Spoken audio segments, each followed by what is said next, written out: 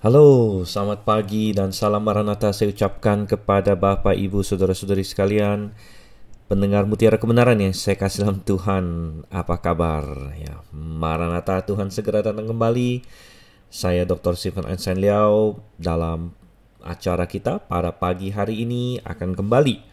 Kita akan membuka Alkitab, kita akan membacanya, dan kemudian kita akan menjelaskan dan membahas poin-poin pengajaran aplikasi yang bisa kita terapkan dalam kehidupan kita.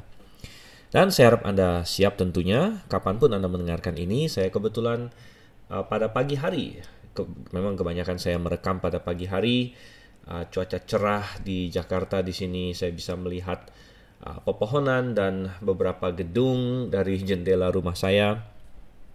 Dan kapanpun Anda mendengarkan ini, apakah pagi, siang, atau malam, saya harap kondisi Anda baik-baik, indah di dalam Tuhan, terutama secara rohani. Dan mari kita membuka Alkitab kita hari ini di dalam 2 Raja-Raja pasalnya yang ke-11, saudara kasih Tuhan. 2 Raja-Raja pasalnya yang ke-11. Tidak terasa kita sudah sampai di sini. Hari demi hari, sesi demi sesi, satu pasal demi satu pasal. Firman Tuhan berisi banyak sekali pengajaran, dan di 2 Raja-Raja di sini berarti kita melanjutkan sejarah dari kerajaan Israel dan kerajaan Yehuda. Dan kita ingat bahwa setelah 3 raja pertama, yaitu Saul, Daud, dan Salomo, Israel pecah menjadi 2 kerajaan. Sebelah utara akhirnya disebut Israel saja, untuk kerajaan Efraim kadang-kadang disebut juga karena didominasi oleh suku Efraim. Dan di sebelah selatan disebut kerajaan Yehuda karena didominasi oleh Yehuda meneruskan dinasti Daud.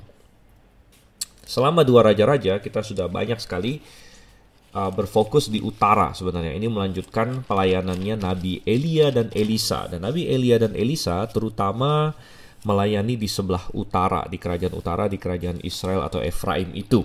Dan mereka berhadapan dengan dinasti Omri pada waktu itu, dengan anak Omri yaitu Ahab. Di situ Elia menjadi dalam tanda kutip lawan dari Ahab. Ya. Kemudian setelah itu Elisa, sedang kasih Tuhan, berhadapan dengan Raja Yoram dan lain sebagainya. Jadi banyak pasal kita habiskan di utara, tetapi sekarang di pasal 11 di sini kita akan beralih ke bagian selatan, negara selatan, kerajaan selatan, yaitu kerajaan Yehuda. Dan menariknya adalah bahwa kerajaan utara dan kerajaan selatan ini sempat diikat, diikat dalam tali persatuan, dan ini akan terlihat di dalam pasal ini, efeknya dan lain sebagainya. Oke, kita akan langsung saja mulai. Kita akan membuka Alkitab, kemudian kita akan berdoa terlebih dahulu. Bapa yang di surga, kami meminta pertolongan-Mu. Kami mengucap syukur bahwa Engkau telah memberkati kami sedemikian rupa melalui Yesus Kristus, Putra-Mu yang tunggal. Keselamatan telah Engkau sediakan bagi setiap orang yang percaya, dan Engkau telah memasukkan kami ke dalam keluarga sebagai anak-anak-Mu, dan Engkau memberikan firman-Mu yang indah bagi kami. Tolonglah ya Bapa di sorga, terangi hati dan pikiran kami melalui firman-Mu ini, sehingga kami dapat memahaminya dan melakukannya. Kami berdoa dalam nama Yesus Kristus. Amin. Oke, kita akan baca dulu pasal 11 ayatnya yang pertama. Ketika Atalia, ibu Ahazia, melihat bahwa anaknya sudah mati, maka bangkitlah ia membinasakan semua keturunan raja. Oke, kita akan stop di sini dulu, dan saya tidak tahu apakah mungkin ada sebagian pendengar yang baru saja tiba-tiba masuk ke dalam sesi yang satu ini, maka kita perlu memberikan sedikit latar belakang di sini. Kalau Anda sudah mengikuti dari beberapa pasal, bahkan dari awal, dari 1 Raja-Raja, 2 Raja-Raja, mungkin ini tidak menjadi sesuatu yang mengejutkan lagi. Tetapi sedikit background, siapa Atalia di sini? Nah, Atalia adalah ibu dari Ahazia. Ahazia adalah Raja Yehuda yang paling terakhir sampai dengan titik di sini. Dan ingat bahwa Raja Yehuda melanjutkan dinasti Daud. Ya. Daud punya anak Salomo. Nah, Salomo karena dia menyimpang pada akhir hidupnya, dia punya anak Rehabeam. Dan Rehabeam itulah yang akhirnya di tangan dia kerajaannya pecah. Sehingga kerajaan utara pecah, Ya, tapi Rehabeam sendiri terus memerintah di Yerusalem sebagai lanjutan dari dinasti Daud. Nah, Rehabeam punya anak Abiam. Ini sedikit recap ya. Rehabeam punya anak Abiam. Abiam punya anak Asa. Nah, Asa memiliki pemerintahan yang panjang, 41 tahun. Ya, jadi stabil di sana. Asa memerintah, sementara di utara terjadi gonta-ganti ya. Pemerintahannya Yerobeam diganti, dinastinya tidak bertahan lama, diganti dengan Baesa dan lain sebagainya, diganti dengan Omri bahkan. Oke, tapi Asa memerintah lama, saudara Tuhan. Nah, setelah Asa, lalu dilanjutkan oleh Yosafat. Nah, jadi kita lihat ya, Yosafat ini tokoh yang penting. Yosafat memerintah kira-kira berbarengan dengan mulainya Ahab memerintah, kurang lebih lah begitu. Ahab di sebelah utara, Yosafat di sebelah selatan. Dan apa yang terjadi? Yosafat adalah raja yang setia kepada Tuhan. Dia adalah raja yang baik, dia ikut dengan jalannya Daud. Sedangkan Ahab, kita tahu Ahab adalah raja yang begitu jahat. Dia dinikahkan dengan Isabel, dan ini memperlihatkan kita betapa suatu pernikahan yang salah itu pengaruhnya besar. Kita sudah singgung Isabel cukup banyak di seri-seri sebelumnya. Isabel seorang wanita yang jahat, seorang wanita yang mengontrol suaminya, mendorong suaminya untuk berbuat jahat. Dia yang lebih kejam daripada Ahab ya. Dalam urusan Nabot kita melihat adalah inisiatif Isabel untuk memfitnah, membunuh Nabot. Ya, memang Ahab orang yang lemah dan jahat juga karena membiarkan itu terjadi. Tapi kalau tidak ada Isabel, saya yakin mungkin Ahab tidak akan sampai ke tahap seperti itu. Sampai-sampai nama Isabel akhirnya menjadi identik dengan seorang perempuan yang tidak benar, seorang perempuan yang membuat orang lain jatuh dalam dosa, sebagaimana dipakai dalam kitab Wahyu juga. Dan ya, Isabel lebih parah lagi, dia memasukkan penyembahan Baal. Ya, dia adalah putri dari Raja Sidon et Baal, dan dia memasukkan penyembahan Baal ke dalam Israel. Jadi seorang perempuan yang jahat, dan bahwa Ahab menikah dengan dia sekali lagi menunjukkan, menggarisbawahi betapa pernikahan yang salah itu efeknya besar ya, karena menikah itu mempengaruhi kita. Bagi seorang perempuan, Anda menikah dengan laki-laki yang salah, ya bagaimana? Anda disuruh untuk tunduk kepada dia. Kalau dia menuntun Anda, menuntun keluarga ke arah yang tidak benar, ya. Nah, seorang laki-laki juga jangan berpikir bahwa karena saya pemimpin, saya bebas untuk menikah dengan perempuan mana saja. Tidak, karena istri sebagai penolong, istri sebagai partner, ya, itu akan sangat mempengaruhi hidup Anda, sangat mempengaruhi anak-anak Anda, sangat mempengaruhi keluarga Anda.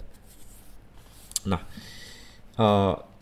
tetapi Yosafat seperti tidak belajar tentang itu. Dia sudah melihat bahwa Ahab ini nggak benar, keluarganya, dan Yosafat raja yang benar, raja yang setia. Namun satu kesalahan dia adalah dia terlalu mau dekat dengan keluarga Ahab. Nah, kita pernah membahas berbagai teori mengenai mengapa itu.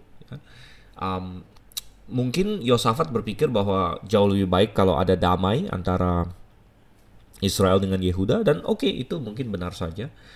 Di tahun-tahun sebelumnya, di tahun Rehabeam dia perang dengan Yerobeam, di tahunnya Asa juga dia ada perang dengan Baesa dan lain sebagainya. Jadi setelah banyak sekali peperangan, banyak tahun peperangan, banyak ronde peperangan antara utara dengan selatan, akhirnya di zaman Ahab dan Yosafat ada damai antara utara dengan selatan, antara Israel dengan Yehuda di sini.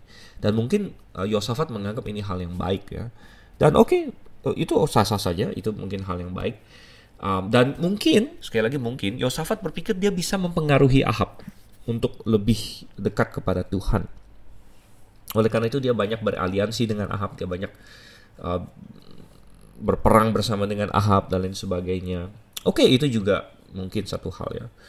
Tetapi kemudian satu langkah yang sulit untuk dipahami bagi kita yang bisa melihatnya dengan kacamata rohani adalah dia akhirnya menikahkan anaknya, yaitu Yoram, dengan putrinya Ahab, yaitu Atalia. Nah, Atalia ini yang kita baca di 2 Raja-Raja pasal 11 ayat 1 ini. Jadi Atalia adalah anak perempuan Ahab dari Isabel yang dinikahkan dengan anaknya Yosafat, yaitu Yoram.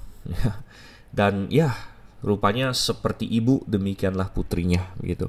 Dan ini adalah suatu kesalahan besar, saudara Tuhan, karena Atalia adalah perempuan yang jahat, ya, dia dari keluarga yang jahat, keluarga yang menyimpang dari Tuhan, dan mestinya Yosafat tahu untuk berbuat lebih baik daripada ini. Dan kembali akan digarisbawahi betapa pentingnya pilihan kita akan seorang pasangan hidup. Ya, di dalam Perjanjian Baru sendiri ada prinsip-prinsip, misalnya di dalam 1 Korintus pasal 7 misalnya, di situ ada syarat yang Tuhan tetapkan bagi orang percaya mengenai siapa yang boleh dia nikahi. Ya, tentu manusia punya berbagai variasi ya.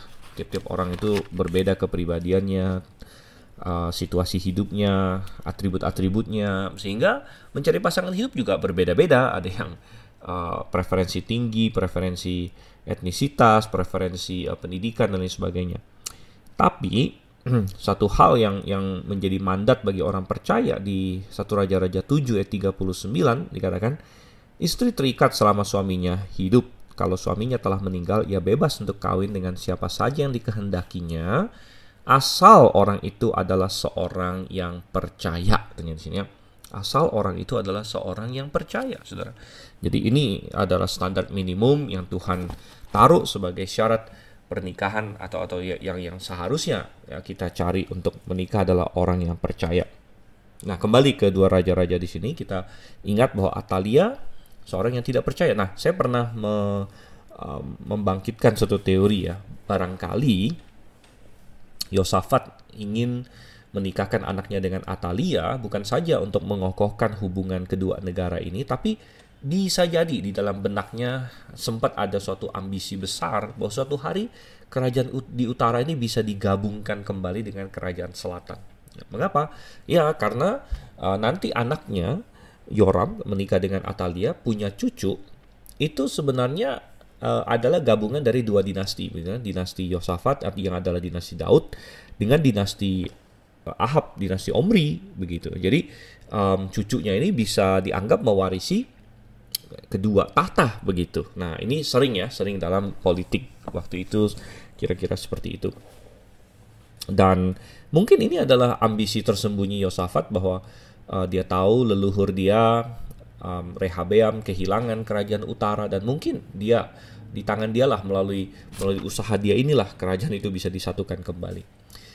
Nah, terlepas dari bahwa ini bertentangan dengan apa yang Tuhan katakan bahwa Tuhanlah yang memecah kedua kerajaan ini, ya, persatuan, kalaupun harus ada persatuan kembali Israel, dan itu tidak tertutup kemungkinan secara eskatologis di masa depan, tapi itu pun harus melalui Tuhan, harus melalui rencana Tuhan, bukan dengan cara-cara seperti ini, cara-cara kedagingan, cara-cara yang mungkin ya dipikirkan oleh Yosafat di sini. Sekali lagi, saya tidak mendapat di Alkitab ini secara persis ya, ini hanya sudut teori yang saya pikirkan juga begitu. Nah, lalu apa yang terjadi saudara kasih Tuhan? Oke, belakangan kita tahu bahwa Yoram meninggal dunia. Lalu naiklah tahtalah Ahazia. Nah, jadi Atalia ibunya menjadi ibu suri, Ahazia menjadi raja, dan Ahazia tetap jahat. Jadi Yoram jahat, dipengaruhi oleh istrinya, dia membunuh semua saudaranya ketika dia naik tahta. Ahazia juga jahat, dan dia menjadi raja yang dikendalikan oleh ibunya. Jadi sama seperti Ahab dikendalikan istrinya, dan Yoram dikendalikan istrinya untuk berbuat jahat, Ahazia dikendalikan oleh ibunya untuk berbuat jahat. Nah, lalu menyambung pasal 10, Ahazia mati dibunuh oleh Yehu ketika Ahazia pergi mengunjungin Yoram yang satunya lagi, Yoram yang kerajaan utara. Jadi memang kadang-kadang ada suatu kebingungan karena kerajaan utara punya raja Ahazia, kemudian raja Yoram, dan kerajaan selatan punya raja Yoram, kemudian raja Ahazia gitu. Jadi namanya juga bolak-balik dan gonta-ganti sehingga menimbulkan kebingungan. Nah, tapi Ahazia yang sebelah selatan mengunjungi Yoram yang sebelah utara, tapi keduanya ketemu dengan Yehu dan keduanya dibunuh. Nah, disitulah dimulainya pasal 11. Sehingga dikatakan bahwa ketika Atalia, ibu Ahazia, melihat bahwa anaknya sudah mati, ya, jadi anaknya sudah mati, kemudian dia mungkin mendapat kabar bahwa seluruh keluarga dia, dinasti Ahab juga sudah dibunuh oleh Yehu. Anda bisa bayangkan, di pasal 10 kita membaca Yehu memusnahkan semua anak laki-laki Ahab, semua orang-orangnya semua dimusnahkan. Bahkan 70 keturunan Ahab dibunuh di sebelah utara. Dan ketika Atalia mendengar itu, berarti sisa dia yang di sebelah selatan, dan dia pun luput karena dia menikah dengan raja di sebelah selatan. Tapi suaminya sudah mati, anaknya sudah mati, Ahazia di sini. Dan apa yang dilakukan oleh Atalia? Atalia tahu bahwa kalau misalnya dia membiarkan suksesi selanjutnya berlangsung, berarti anak Ahazia yang akan naik tahta, maka dia bisa jadi akan kehilangan kekuasaan. Tadinya dia kendalikan suaminya, dia kendalikan anaknya. Apakah dia masih bisa mengendalikan cucunya? Ya, mungkin dia ragu, atau mungkin dia terpincut oleh rasa atau keinginan kekuasaan absolut gitu. Dan akhirnya dia memutuskan untuk melakukan sesuatu yang sangat keji, yaitu dia membinasakan semua keturunan raja. Wow, saudara Tuhan. Ini bukan orang lain, ini bukan dinasti lain, ini bukan kayak Yehu membasmi Ahab ya. Ini adalah dia berarti membasmi keturunan dia sendiri. Dia membasmi anak dan cucu-cucu dia sendiri, saudara Tuhan. Luar biasa jahat, saudara Tuhan. Tetapi kita bukan saja bisa melihat kejahatan ini dari dimensi personal dari si Atalia ini, yang tidak diragukan adalah seorang perempuan yang begitu jahat sampai membunuh cucunya sendiri dan darah dagingnya sendiri. Tetapi kita bisa melihat ini dari perspektif iblis. Jadi di balik semua ini ada iblis, saudara Tuhan. Dan iblis adalah lawan dari Tuhan. Nama lain iblis adalah Satan, yang artinya musuh atau lawan. Dan iblis ini selalu berusaha untuk menggagalkan janji-janji Tuhan. Dan itu menjelaskan mengapa misalnya antisemitisme adalah sesuatu yang selalu ada sepanjang zaman. Karena iblis tahu Tuhan berjanji akan membangun keturunan bagi Abraham melalui Ishak anaknya, melalui Yakub anaknya, dan itu mengacu kepada bangsa Israel akhirnya. Dan Tuhan berjanji bahwa keturunan Israel, bangsa Israel akan terus ada di hadapan Tuhan sampai selama-lamanya. Sehingga iblis berusaha untuk menghancurkan Israel, dan ada antisemitisme, kebencian terhadap orang-orang Yahudi di sepanjang zaman. Kita lihat itu dari Firaun, dari Haman, dari Hitler dan lain sebagainya, sampai ke yang baru-baru ini. Sekarang kita melihat dunia sedang dibentuk opini dunia untuk membenci Israel.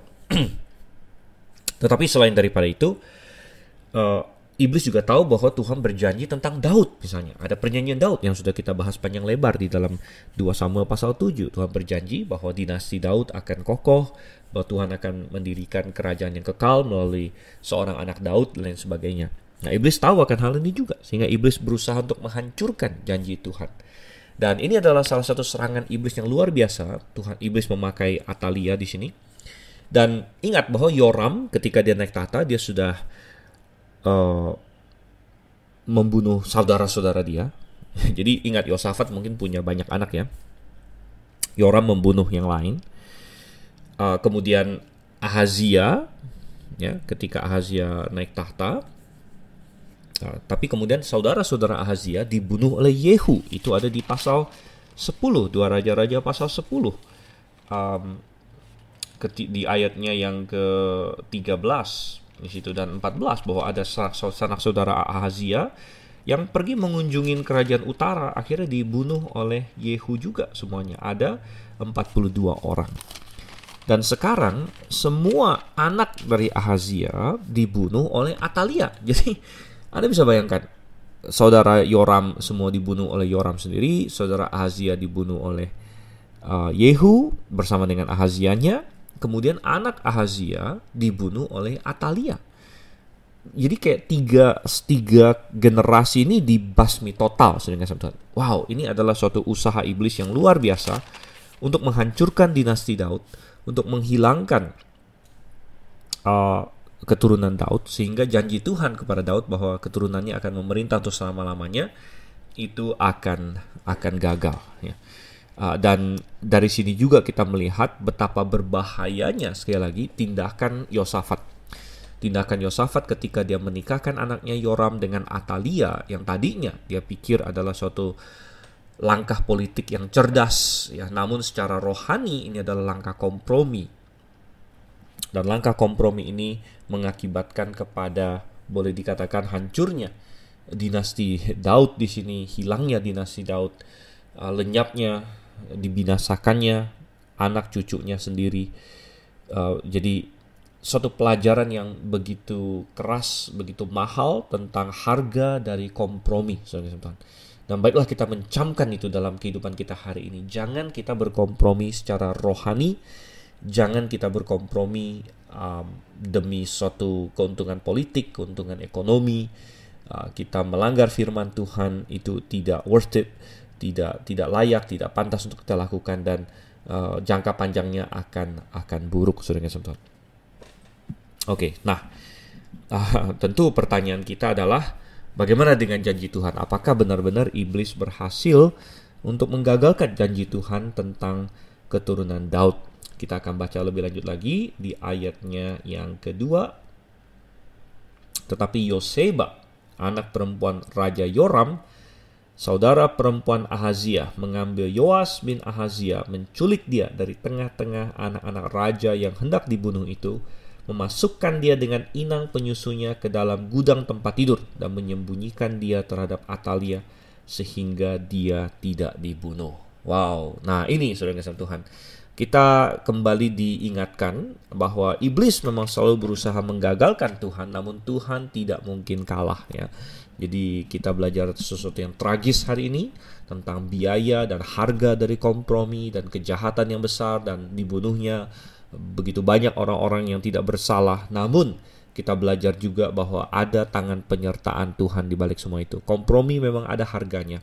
Kesalahan ada akibatnya yang seringkali fatal, saudara Tuhan. Namun Tuhan tidak membiarkan janjinya gagal. Tuhan tidak membiarkan keturunan Daud untuk hilang lenyap. Dan kalau iblis menggunakan Atalia, Tuhan juga menggunakan seorang perempuan lain namanya Yoseba. Kalau kita bandingkan dengan di 2 Tawarik, namanya disebut di 2 Tawarik sebagai Yosabat di sini, ya. Oke, itu ada di 2 Tawarik pasalnya yang ke-22 dan 23. Jadi itu nama lain saja, Yoseba atau Yosabat. Dan Tuhan memakai perempuan ini, ya. Dan sebagaimana ada orang-orang yang membiarkan dirinya dipakai untuk kejahatan, ya, Tuhan juga mencari orang-orang yang mau memberi dirinya dipakai untuk kebenaran. Sebagaimana dalam Roma dikatakan, hendaklah engkau menyerahkan anggota-anggota tubuhmu sebagai hamba kebenaran. Ya. Kalau dulu kita memakainya untuk hamba kecemaran, hamba dosa, baiklah kita menyerahkan tubuh kita, menyerahkan anggota-anggota tubuh kita sebagai hamba kebenaran. Dan ya, sama seperti Esther dipakai oleh Tuhan di zamannya, Yoseba, ya, kita tidak tahu banyak tentang Yoseba ini, saudara-saudara Tuhan. Nama dia hanya muncul dalam 1-2 kali sebutan ini, di dalam 2 Raja-Raja, di dalam 2 Tawarik. Kita hanya tahu dia adalah anaknya Yoram, anak Yoram, saudara perempuan Ahazia. Tetapi sepertinya dia bukan anak Atalia, ya, karena Yoram kan punya istri Atalia. Tapi sebagaimana banyak raja waktu itu, mungkin dia punya istri-istri yang lain juga. Jadi Yoseba ini anak Yoram, tapi bisa jadi kemungkinan besar lah, ya, kemungkinan besar dia bukan anaknya Atalia. Dan dia adalah seorang anak raja, seorang putri raja. Dia saudaranya Ahazia, kemungkinan saudara, tadi saya bilang, ya, setengah saudara, ya, jadi saudara tiri, itu beda ibu. Dan dia rupanya menikah dengan seorang imam, yaitu Imam Yoyada di sini, ya. Dan kita tahu itu dari ya di dalam ini, ya, 2 Raja-Raja pasal 22 juga, dan juga di 2 Raja-Raja pasal 11 ini. Dan kita bisa membayangkan bahwa kita membacanya cukup tenang, ya, hari ini, tapi pada masa itu pasti begitu tegang. Gitu. Anda bisa membayangkan tentara-tentara di bawah Atalia mencari-cari keturunan raja, begitu, keturunan raja, dan harus dibunuh. Dan biasanya dalam silsilah suatu kerajaan itu sudah ada suksesinya. Jadi kalau raja ini meninggal, siapa yang berikutnya naik tahta begitu. Kita bisa lihat ini di dalam kerajaan Inggris hari ini misalnya. Dan saya merekam ini tahun 2024, belum lama yang lalu kan Ratu Elizabeth ya, Elizabeth yang sudah memerintah lama waktu itu meninggal dunia ya. Ratu Elizabeth kedua. Lalu siapa penggantinya? Charles. Nah, sekarang waktu saya merekam ini Raja Charles yang memerintah. Jadi dia disebut sebagai putra mahkota atau first in line gitu. Nah, lalu tapi selalu ada rencana suksesi. Kalau misalnya dia mati, siapa yang berikutnya in line gitu, atau siapa yang berikutnya, dan berikutnya ini adalah Pangeran William saat ini. Kemudian berikutnya lagi setelah Pangeran William adalah anak laki-lakinya yang pertama. Kalau nggak salah George namanya. Jadi masing-masing itu sudah ada nomor urutnya gitu. Kalau misalnya terjadi suatu musibah, sekian banyak mati sekaligus, maka sampai kesekian, biasa ada sampai nomor 10, nomor sekian gitu. Suksesinya gitu. Dan sambil para prajurit di zaman Atalia dulu itu mencari-cari ya, siapa yang putra mahkotanya, ya kita tidak tahu juga situasinya. Siapa saja yang dibunuh, berapa banyak yang dibunuh ya, tapi ada satu yang masih bayi waktu itu namanya Yoas ya. Yoas ini disembunyikan, kemungkinan dia bukanlah putra mahkota. Kalau putra mahkota kan pasti diincar ya, mungkin dia entah nomor keberapa, dan oleh karena itu Yoseba di sini berhasil untuk menyelamatkan dia ya. Detail-detailnya kita tidak tahu pasti, apakah ada anak lain yang dikorbankan untuk menggantikan si Yoas ini, ataukah tentara-tentara itu akhirnya tutup mata begitu saja, mereka tidak ketemu satu lagi begitu ya. Atau ini salah satu anak Ahazia yang tidak tercatat misalnya dalam tanda kutip atau lain sebagainya. Sekali lagi detail-detailnya kita tidak tahu persis, tetapi yang jelas Tuhan bekerja ya. Tuhan bekerja melalui perempuan ini, Yoseba, melalui orang-orang lain lagi pasti situ. Apakah ada tentara-tentara yang juga tidak setuju dengan tindakan Atalia yang membantu mereka, kita juga tidak tahu pasti. Ya kita bisa membayangkan banyak hal ya. Dan kadang-kadang salah satu yang menarik adalah kalau saya baca fiksi sejarah ya. Jadi ada namanya historical fiction, di mana fiksi tentang sejarah tapi dia menggambarkan dengan lebih ini lagi. Kadang-kadang yang saya sering baca juga fiksi sejarah yang ada hubungan dengan Alkitab ya, dimana dia mengambil suatu cerita dalam Alkitab, namun kan di situ sebenarnya ada banyak detail yang kita tidak diceritakan, lalu diimajinasikan gitu, detail-detail itu. Itu kadang-kadang menarik juga kalau ada buku-buku seperti itu ya. Nah tapi si Yoas ini dia diselamatkan waktu dia masih bayi, dan Tuhan bekerja di sini. Tuhan bekerja. Sekali lagi ini pelajaran penting bahwa janji Tuhan tidak akan gagal. Kita lanjutkan ayatnya yang ketiga. Maka tinggallah dia 6 tahun lamanya bersama-sama perempuan itu dengan bersembunyi di rumah Tuhan, sementara Atalia memerintah negeri.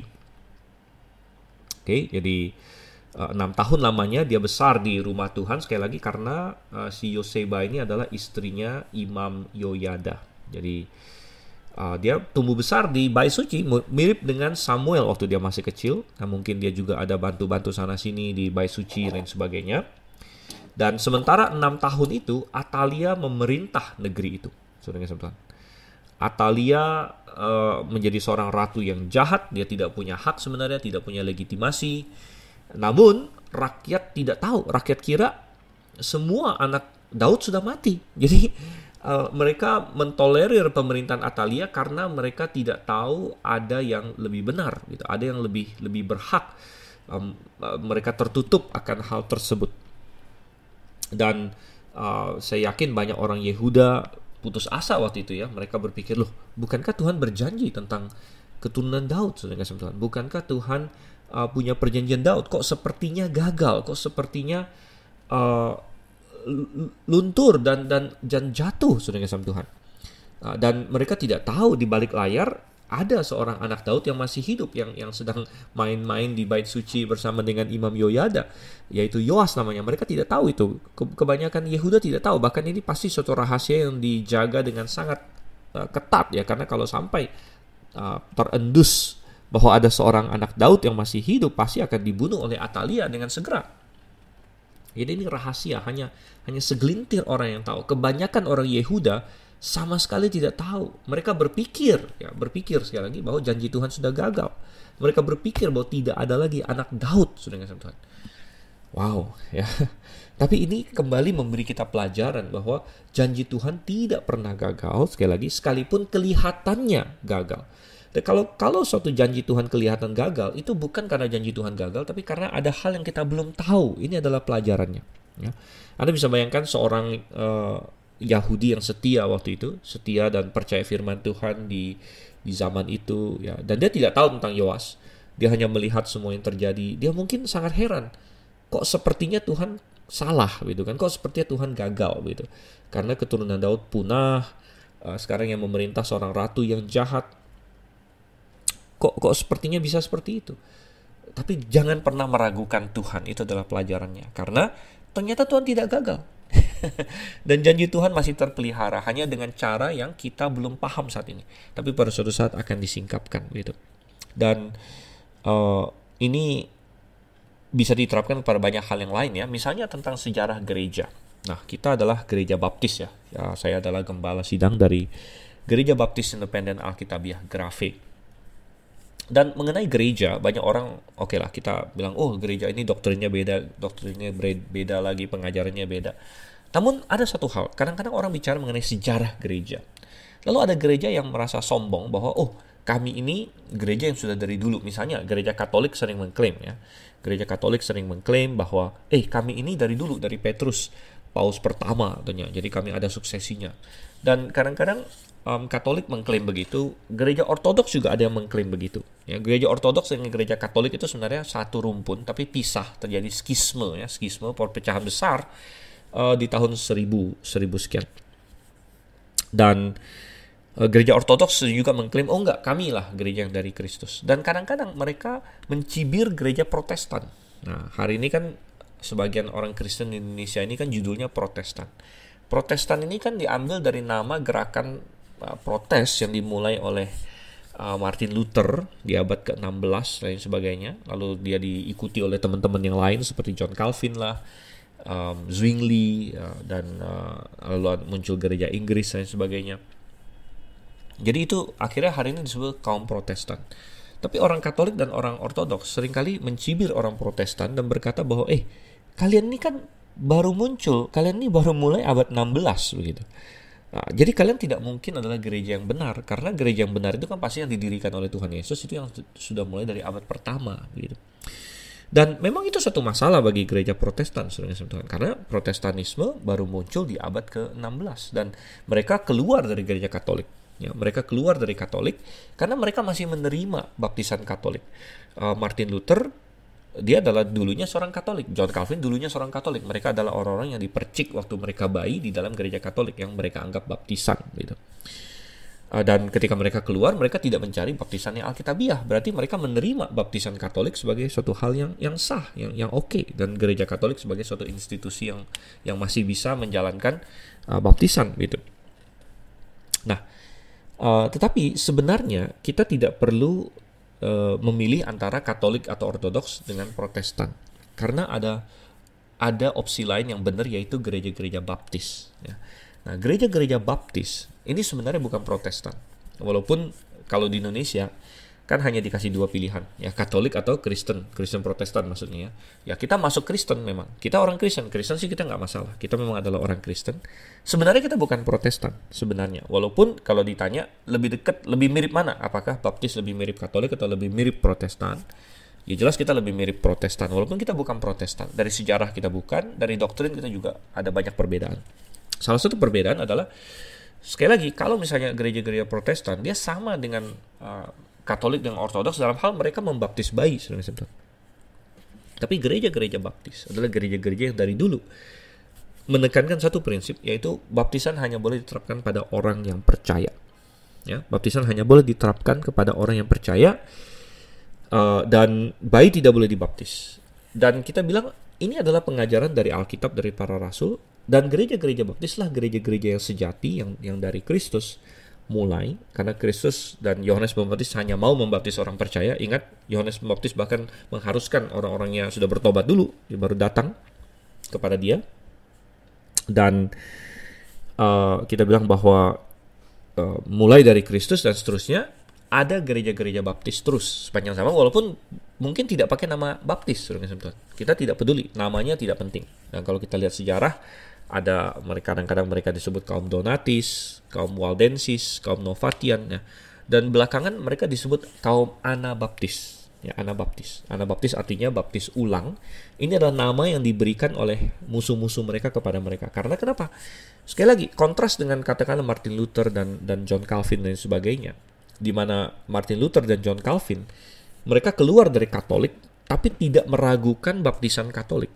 Gitu. Jadi berarti kan mereka menerima baptisan Katolik.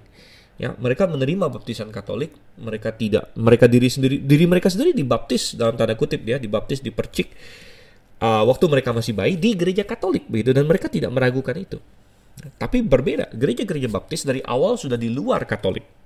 Ya, dari awal sudah di luar Katolik, dan ketika ada orang Katolik yang bertobat, ya, ataupun orang Protestan yang bertobat, maka kita berkata, baptisan kamu nggak benar, gitu.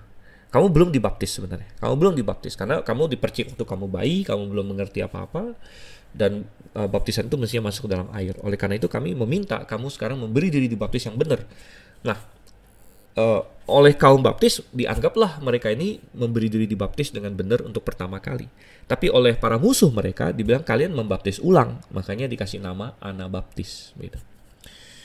Nah, mengenai sejarah gereja-gereja baptis ini, ya, kita bilang oke, kita bisa melihat dalam sejarah ada, ya, di luar Katolik, di luar Protestan, di luar Ortodoks, ada seringkali kelompok-kelompok, ya, yang kita baca, yang muncul di dalam sejarah di Eropa dan di tempat-tempat lain yang memegang prinsip baptisan orang percaya ini, dan memegang prinsip-prinsip itu di berbagai tempat dengan nama yang berbeda-beda.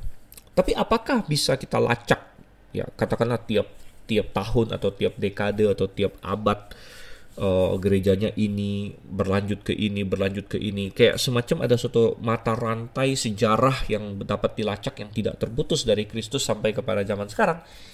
Ya mungkin tidak, gitu. Mungkin tidak, karena banyak hal yang sudah tertutup oleh sejarah, ya. Karena ingat bahwa kaum Anabaptis ini kan dianiaya dengan sangat berat. Jadi sejarah mereka itu banyak yang hilang, dibakar. Banyak juga sejarah tentang mereka itu ditulis oleh lawan-lawan mereka, gitu. Jadi dengan deskripsi yang nggak tepat, yang fitnah dan sebagainya. Namun kita percaya saja kepada janji Tuhan. Kita percaya kepada janji Tuhan bahwa eklesia yang Tuhan dirikan, alam maut sekalipun tidak akan menguasainya. Matius 16 ayat 18. Ya. Oleh karena itu, walaupun kita tidak bisa melacak semuanya persis, namun kita tahu bahwa gereja-gereja yang alkitabiah pasti ada terus sepanjang zaman. Pasti ada terus sepanjang zaman, ya. Dan kalaupun kadang-kadang mereka tertutup, ya, tertutup oleh sejarah dan sebagainya, namun mereka ada di bawah tanah. Nah, ini mirip dengan si Yoas ini. Jadi saya tarik kembali ke Yoas, di mana selama 6 tahun dia sembunyi di dalam rumah Tuhan itu, ya. Dia tidak kelihatan. Bagi orang luar sepertinya keturunan Daud habis, gitu. Sepertinya janji Tuhan gagal, padahal tidak, kita tahu tidak, ya. Jadi pelajaran bagi kita adalah kalau ada suatu masa pun kita tidak bisa melihat di atas permukaan tanah bagaimana sesuatu terjadi atau janji Tuhan, atau katakanlah dalam konteks sejarah gereja ini, antara tahun ini sampai tahun ini di mana gereja yang alkitabiah kalau bukan Katolik misalnya, ya kita percaya memang gereja alkitabiah bukan Katolik, gitu, bukan Ortodoks. Karena mereka menyimpang jauh dari firman Tuhan. Tapi di mana yang benarnya? Ya saya tidak tahu. Kadang-kadang saya tidak tahu, ya. Mungkin di bawah tanah, gitu. Mungkin tidak kelihatan, mungkin seperti Yoas ini sedang tersembunyi di mana, begitu. Ya. Tapi saya yakin ada, terkubur oleh sejarah, disembunyikan di suatu tempat mungkin dari penganiayaan dan lain sebagainya. Tapi ada gereja-gereja yang alkitabiah terus ada sepanjang zaman. Oke, ya. Kita lanjut lagi kembali ke 2 Raja-Raja pasal 11. Ayat yang keempat. Dalam tahun yang ke-7, Yoyada mengundang para kepala pasukan, 100 dari orang Kari dan dari pasukan bentara penunggu, disuruh nyalah mereka datang kepadanya di rumah Tuhan. Lalu diikatnya perjanjian dengan mereka dengan menyuruh mereka bersumpah di rumah Tuhan. Kemudian diperlihatkannya lah anak raja itu kepada mereka. Ya, akhirnya setelah 6 tahun dia sembunyi, tahun ke-7 dianggap oleh Yoyada sebagai sudah cukup ya, cukup cukup lama. Atalia juga sudah memerintah cukup lama, pemerintahan yang jahat, kalau makin lama makin parah, dan orang-orang akan kehilangan pengharapan lebih parah lagi begitu. Jadi raja ini harus dinyatakan, gitu ya.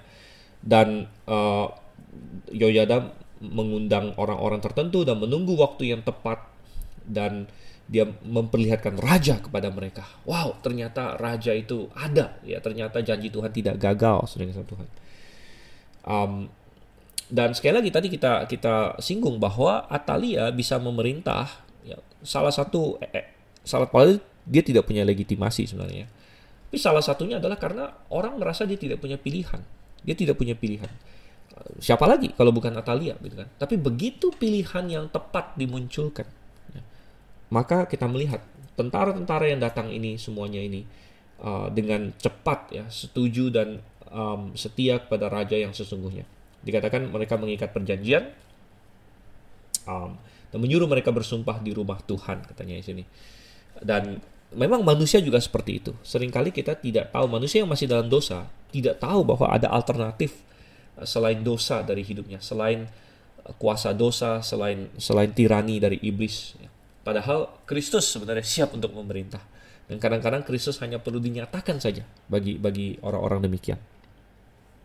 Oke, kita baca terus ayat 5. Sesudah itu ia memerintahkan pada mereka, inilah yang harus kamu lakukan. Sepertiga dari kamu, yakni yang selesai bertugas pada hari Sabat di sini, tetap mengawal di istana raja. Sepertiga lagi ada di pintu gerbang sur, dan sepertiga lagi di pintu gerbang di belakang para bentara penunggu haruslah mengawal di istana. Dan kedua regu daripada kamu, yakni semua orang yang bertugas di sini pada hari Sabat dan mengawal di rumah Tuhan, haruslah mengelilingi raja dari segala penjuru, masing-masing dengan senjatanya di tangannya, dan siapa yang mendatangi barisan haruslah mati dibunuh. Dan baiklah kamu menyertai raja setiap kali ia keluar atau masuk. Para kepala pasukan 100 itu melakukan tepat seperti yang diperintahkan Imam Yoyada, masing-masing mengambil orang-orangnya yang selesai bertugas pada hari Sabat, bersama-sama dengan orang-orang yang masuk bertugas pada hari itu, lalu datanglah mereka kepada Imam Yoyada. Imam memberikan pada para kepala pasukan 100 itu tombak-tombak dan perisai-perisai kepunyaan Raja Daud yang ada di rumah Tuhan. Kemudian para bentara itu masing-masing dengan senjatanya di tangannya mengambil tempatnya di lambung kanan sampai ke lambung kiri rumah itu dengan mengelilingi mesbah dan rumah itu untuk melindungi raja. Oke, jadi tentunya penyingkapan tentang raja ini harus di-planning, harus direncanakan dengan sangat baik dan dieksekusi dengan baik, karena ini masalah hidup dan mati. Kalau misalnya Atalia sempat bisa menggunakan kekuasaan dia, memobilisasi orang-orang yang loyal terhadap dia, dan menemukan dan membunuh si Yoas ini, tentu itu suatu bencana yang luar biasa. Oleh karena itu, Yoyada memakai di sini tentara-tentara yang biasa bertugas di Bait Suci. Ya, kemungkinan tentara yang bertugas di Bait Suci adalah tentara yang masih setia pada Tuhan, kemungkinan, gitu ya. Dia juga menunggu hari Sabat. Rupanya pada hari Sabat itu mungkin tentara yang berjaga lebih banyak karena hari Sabat biasa orang datang. Dan juga sengaja dia pilih di masa pergantian jaga, gitu, pergantian jaga tentara, supaya ada dua regu. Biasa ganti jaga ini kan regu satu estafet ke regu yang kedua, gitu kan, kayak giliran shift begitu. Namun justru ini dipakai oleh Yoyada sebagai kesempatan supaya lebih banyak tentara hadir, gitu, lebih banyak tentara yang setia pada dia, setia pada Tuhan hadir dan bisa melindungi raja. Dan rupanya mereka ada kekurangan senjata begini ya, sehingga mereka harus dikasih senjata oleh Yoyada, yaitu tombak dan perisai yang dibuat oleh Daud yang ada di rumah Tuhan. Mungkin gudang persenjataan yang sesungguhnya ada di bawah kendalinya si Atalia di sini. Oke, kita lanjut lagi di sini. Ya, setelah semuanya siap dan semua udah disetting dengan bagus ya, mereka sudah bicarakan ini, kita masuk ke ayatnya yang ke-12 di sini. Sesudah itu Yoyada membawa anak raja itu keluar, mengenakan jejamang kepadanya dan memberikan hukum Allah kepadanya. Mereka menobatkan dia menjadi raja serta mengurapinya. Dan sambil bertepuk tangan berserulah mereka, hiduplah raja. Oke, inilah momen yang dinanti-nantikan. Anak raja itu dibawa keluar, diperkenalkan, diakui di depan umum. Inilah anak Daud, inilah anaknya Ahazia. Dan mereka mengenakan jejamang. Jejamang itu kayak mahkota begitu kepada dia sebagai suatu upacara penobatan. Dan memberikan hukum Allah kepadanya. Nah, ini penting. Ya, karena pemerintahan Atalia, pemerintahan yang jahat, yang mengabaikan hukum-hukum Tuhan. Tapi Yoas harus berbeda. Dia harus menjadi raja yang berkenan kepada Allah sehingga melakukan hukum Allah. Itu adalah fungsi raja, saudara. Ingat, pemerintah Tuhan tetapkan untuk menjadi hamba Allah untuk membalas kejahatan. Jadi raja sebagai orang tertinggi, perwakilan dari pemerintahan itu, dialah yang harus mengejawantahkan keadilan Tuhan dan melaksanakan hukum Tuhan. Nah, raja-raja Israel bukanlah monarki absolut, tapi mereka mereka terikat kepada hukum Tuhan. Mereka harus menjalankan hukum Tuhan, dan mereka punya kewajiban terhadap rakyat, ya, sama seperti rakyat punya kewajiban kepada raja begitu. Oleh karena itu, sebenarnya bentuk-bentuk kerajaan yang paling sukses adalah yang disebut sebagai constitutional monarchy, ya, atau ya ada juga istilah constitutional republic, ya, tapi suatu kerajaan yang dengan konstitusi yang kuat itu adalah suatu resep yang bagus sebenarnya. Ya, dan kita lihat bahwa kalau konstitusinya Alkitabiah, wah itu lebih bagus lagi. Gitu. Amerika menjadi salah satu contoh karena konstitusinya bagus, konstitusinya ya itu didasarkan pada Alkitab, gitu ya. Tapi belakangan menjadi kacau karena makin banyak rakyatnya yang menolak Tuhan sehingga mereka akhirnya mulai mengesampingkan Tuhan, dan sejak saat itu Amerika mulai mengalami berbagai masalah politik, ekonomi dan lain sebagainya. Oke, kita lanjut lagi sekarang ayatnya, kembali ke ayatnya yang ke-13 di sini. Ketika Atalia mendengar suara bentara-bentara penunggu dan rakyat, pergilah ia mendapatkan rakyat itu ke dalam rumah Tuhan. Lalu dilihatnya lah raja berdiri di dekat tiang menurut kebiasaan, sedang para pemimpin dengan para pemegang nafiri ada dekat raja, dan seluruh rakyat negeri bersukaria sambil meniup nafiri. Maka Atalia mengoyakkan pakaiannya serta berseru, "Kianat, kianat." Ya, tentu ini mengejutkan bagi Atalia, dan mungkin yang lebih mengejutkan lagi bagi Atalia adalah bukan hanya fakta bahwa ternyata masih ada seorang anak Daud yang lolos dari genggaman dia, tapi bagaimana semua orang bersukacita akan hal itu. Dan kalau dia ada sedikit refleksi saja, itu menandakan betapa jahatnya dia dan betapa orang tidak suka dengan pemerintahan dia, ya, bahwa semua orang bersukacita ketika ada alternatif lain terhadap Atalia. Nah, Anda berlaku buruk kalau misalnya orang hanya mentolerir Anda karena tidak ada pilihan lain begitu. Nah, dan begitu ada pilihan lain, semuanya senang dan semuanya bersukacita, semuanya meniup nafiri. Ini adalah suatu suatu penilaian yang buruk terhadap diri Anda. Dan Atalia berseru, "Kianat, kianat." Ya, menurut pandangan dia kianat, sebenarnya dialah yang pertama berkhianat. Dialah yang berkhianat terhadap suaminya, berkhianat terhadap anaknya, berkhianat terhadap kerajaan Yehuda. Dia mengikuti iblis, ya, dan dia patut dihukum mati. Oleh karena itu di ayat yang ke-15 kita baca, tetapi Imam Yoyada memerintahkan para kepala pasukan 100, yakni orang-orang yang mengepalai tentara, katanya pada mereka, "Bawalah dia keluar dari barisan, siapa yang memihak kepadanya, bunuhlah dengan pedang." Sebab tadinya imam itu telah berkata, "Janganlah ia dibunuh di rumah Tuhan." Lalu mereka menangkap perempuan itu. Pada waktu ia masuk ke istana raja, dengan melalui pintu bagi kuda, dibunuhlah dia di situ. Ya, Yoyada sebagai seorang imam tentu sangat peduli tentang kekudusan rumah Tuhan, ya, sehingga dia memerintahkan supaya hukuman atas Atalia tidak dijatuhkan di rumah Tuhan, ya. Dan hukuman mati sudah tepat. Dia adalah seorang pembunuh, Atalia seorang pembunuh, seorang yang bukan hanya membunuh secara fisik, tapi membunuh secara rohani dengan memasukkan penyembahan Baal dan lain sebagainya. Dia seorang yang patut dihukum mati. Dan seperti Isabel, ibunya Atalia, mati di tangan Yehu, demikianlah Atalia di sini. Dia sempat lari, dikejar oleh prajurit sampai ke pintu gerbang kuda, ya. Dia mau masuk ke istana. Mungkin dia masih berpikir siapa ada tentara yang loyal terhadap dia, dan mungkin ada sebagian, mungkin para penyembah Baal ada yang loyal terhadap Atalia. Namun dia tidak sempat ketemu dengan mereka, dan dia dibunuh di pintu kuda di sini. Dan ini adalah penghakiman yang tepat untuk dia. Ayat 17, kemudian Yehoyada mengikat perjanjian antara Tuhan dengan raja dan rakyat, bahwa mereka menjadi umat Tuhan juga antara raja dan rakyat. Sesudah itu masuklah seluruh rakyat negeri ke rumah Baal lalu merobohkannya. Mereka memecahkan sama sekali mesbah-mesbahnya dan patung-patung dan membunuh Matan, imam Baal, di depan mesbah-mesbah itu. Kemudian Imam Yehoyada mengangkat penjaga-penjaga untuk rumah Tuhan. Sesudah itu ia mengajak para kepala pasukan 100 orang-orang kari dan para bentara penunggu dan seluruh rakyat negeri. Lalu mereka membawa raja turun dari rumah Tuhan. Mereka masuk ke istana raja melalui pintu gerbang para bentara. Kemudian duduklah raja di atas tahta kerajaan. Bersukarialah seluruh rakyat negeri dan amanlah kota itu setelah Atalia mati dibunuh dengan pedang di istana raja. Ya, sekali lagi di sini kita melihat ada begitu kontras, ada sukacita yang besar ketika Atalia mati dan Yoas naik. Tapi di ayat 17 kita diingatkan bahwa bangkitnya lagi kerajaan Yehuda bukan masalah individu saja, bukan masalah Yoas secara pribadi, walaupun dia memang adalah perwujudan dari garis keturunan Daud, dialah yang berhak. Namun lebih penting adalah masalah rohani. Dan oleh karena itu Yehoyada paham akan hal ini. Dia mengikat perjanjian antara Tuhan dengan raja dan rakyat. Jadi perhatikan ya, Tuhan, raja, rakyat.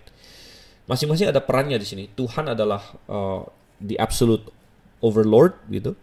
Tuhanlah yang memberkati, Tuhanlah yang memberikan kerajaan itu kepada Yoas sebagai anak Daud. Yoas punya tanggung jawab kepada Tuhan, dan Yoas punya tanggung jawab kepada rakyat.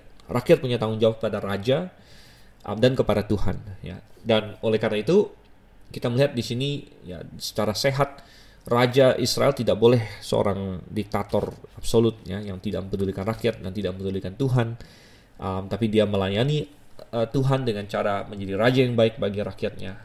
Rakyat tunduk kepada Tuhan, tunduk kepada raja, maka Tuhan akan memberkati rakyat, memberkati negeri itu. Ini suatu hal yang indah, saudara Tuhan. Dan sebagai bukti bahwa terjadi suatu kebangkitan rohani, mereka masuk ke rumah Baal di situ ya. Rupanya tidak cukup keluarga Omri memasukkan Baal ke Israel Utara, namun melalui pengaruh Atalia, padahal Yosafat membenci Baal. Tapi sekali lagi dia salah mengambil menantu, saudara Tuhan. Dan masuklah di situ Baal ke selatan juga. Bahkan mereka mendirikan rumah Baal di Yerusalem yang pada masa itu akhirnya dipecahkan, dihancurkan. Bahkan ya imam-imamnya dibunuh, yaitu Matan, yang cocok ya, karena memang sesuai dengan firman Tuhan sebenarnya dalam perjanjian lama, siapapun yang mengajak untuk menyembah Allah lain itu harus dihukum mati. Dan Matan dihukum mati mirip dengan Elia ya, menyembelih 400 nabi Baal. Dan pelajaran yang penting adalah janji Tuhan tidak gagal, tidak mungkin gagal, walaupun iblis berusaha keras ya. Dan iblis masih akan berusaha keras. Secara eskatologis dia akan coba hancurkan Israel lagi, yang akan terjadi dalam perang Harmagedon nanti ya, di dalam masa kesusahan. Tapi kita sedang melihat usaha ke arah sana dan pembentukan opini dunia untuk membenci Israel. Terakhir ada perang Hamas dan sebagainya, walaupun Hamas yang pertama menyerang Israel, membunuh 1000-an orang, ya, memperkosa banyak perempuan, mengambil ratusan tawanan. Ya, tapi ketika Israel mau menghancurkan Hamas, Israel yang dikecam dan sebagainya. Ya, jadi pembentukan opini, iblis akan menggerakkan semua bangsa untuk menghancurkan Israel suatu hari, karena dia akan berusaha untuk menggagalkan janji Tuhan. Namun kita sebagai orang percaya paham benar bahwa janji Tuhan tidak mungkin gagal. Ya, termasuk juga untuk kita secara pribadi, janji Tuhan tidak mungkin gagal. Dan terhadap gereja eklesianya sebagai institusi juga tidak akan gagal.